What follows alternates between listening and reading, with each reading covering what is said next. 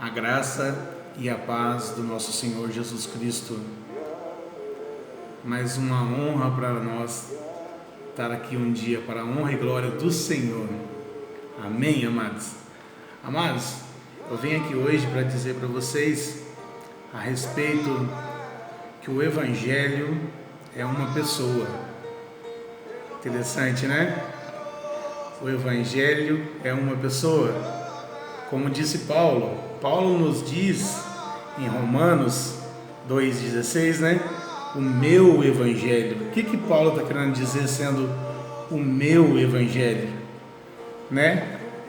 Então ele diz que Jesus virá julgar os mortos, né? Os vivos e os mortos, conforme o Evangelho. Então, e em Gálatas também ele diz que se alguém pregar um outro Evangelho, que seja anátema, seja expulso no meio de nós. E Paulo também diz que Jesus é o anúncio com sua morte e ressurreição e que foi exaltado por Deus a ser o nome que está acima de todo nome, e que sua morte e ressurreição ele foi elevado como o Senhor da história. Jesus é o único Senhor. Amém? E todo joelho se dobrará, toda língua confessará que Ele é o Senhor. Amados, o Evangelho, em 2000 anos de doutrinas humanas, ele quer tomar o lugar de Jesus, mas só há um a quem devemos nos ajoelhar e adorar como Senhor: Jesus Cristo. O Evangelho de Paulo invade o mundo greco, romano, povoado de deuses, entre vários deuses, e não está falando de mais um Deus.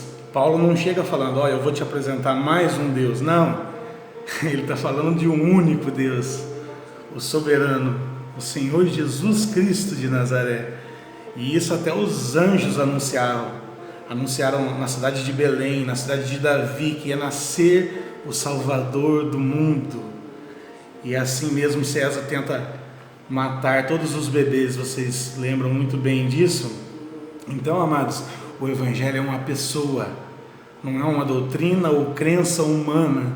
Ele é uma revelação a respeito de uma pessoa, e essa pessoa se chama Jesus. Jesus o Cristo. Então, porque Jesus pergunta, lembra? Jesus pergunta para os discípulos o que dizem que eu sou, ou o que dizem que eu sou. E Pedro vai e diz: você é Cristo, o Cristo, Filho do Deus vivo. Aí ele diz: bem-aventurado é você, Simão Bar-Jonas, pois não foi carne nem sangue que te revelou, e sim o meu Pai. Olha que forte, amados. O Pai revela a Pedro quem era Jesus. Amém? Então em 1 Coríntios também 12 nos diz que ninguém pode dizer que Jesus Cristo é o Senhor, senão pelo Espírito Santo de Deus. O próprio Espírito nos leva a toda a verdade. E Jesus nos mostra a verdade quando está de frente a Pilatos. Vocês lembram? Pilatos fala para ele o que é a verdade.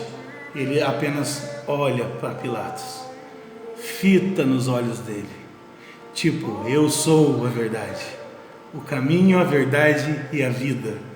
Esse é o nosso Jesus, amados. Então, quando a gente acredita em algo, é crença, não é fé. Já a fé é a confiança em uma pessoa. A fé é a experiência de encontrar e ser encontrado por uma pessoa. Então a fé não é comprovação de intelecto, de estudo. A fé é a experiência revelada pelo Espírito Santo. Por isso que Paulo vai nos dizer também que o homem natural não discerne o espiritual, pois só podem ser discernidos espiritualmente. A experiência com Jesus é da ordem da fé e não da crença. Muitos por aí estão querendo monopolizar a verdade, fazendo idolatria de doutrina, achando que só eles vão para o céu, ou isso ou aquilo, ou guardando dia, ou guardando obras E não é, amados. O Evangelho diz que a verdade é uma pessoa, e essa pessoa é Jesus. Então a crença, ela fala muito. A crença é blá blá blá daqui, blá blá blá de lá. Mas a fé é humildade. A crença controla. Fala, você pode pregar aqui, você não pode pregar ali, você não pode fazer isso ou fazer aquilo. A fé é humildade. A crença tenta dominar, mas a fé liberta.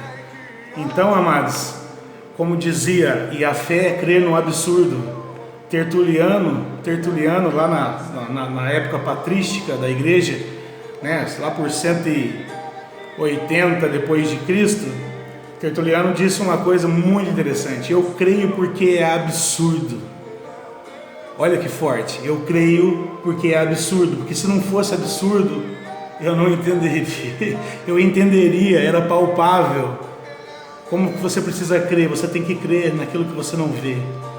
A fé ela vem pelo ouvir a palavra de Deus. Então, como explicar Pai, Filho e Espírito Santo? Pela fé, não é verdade? Como explicar que Deus se fez carne, habitou entre nós e está à direita de Deus, o Todo-Poderoso? A fé é uma pessoa. A fé se chama Jesus Cristo de Nazaré. Então você tem que se conhecer em Jesus, se achar em Jesus, aceitar esse Senhor e Salvador da sua vida. Amém, amados?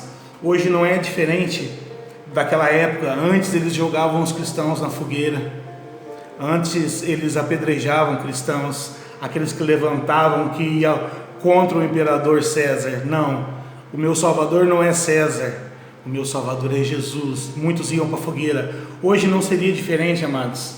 Hoje não seria diferente. Se eles pudessem, eles nos jogariam na fogueira.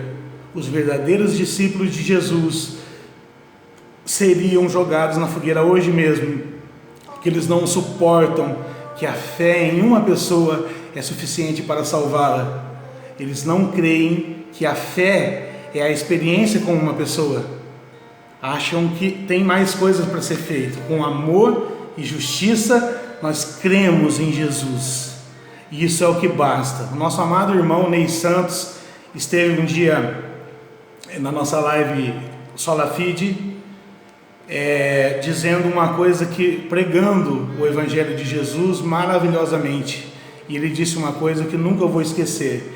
Ele disse: não ore para que seu marido pare de te trair. Não ore para que ele pare de ficar bêbado e te bata e te espanque. Não ore para isso. Ore para que ele conheça uma pessoa, Senhor Jesus. Ore para que o seu marido, seja quem for, o seu amigo, o seu irmão, o seu filho, conheça a Jesus Cristo, uma pessoa, o Evangelho vivo. Hoje ele vive e reina, e reinará para todo sempre. Amém? Quando você conhece a pessoa de Jesus, tudo se faz novo na sua vida, meu irmão e minha irmã. Que Deus te abençoe, te guarde, te guie, e até o próximo vídeo, em nome de Jesus. Abraço.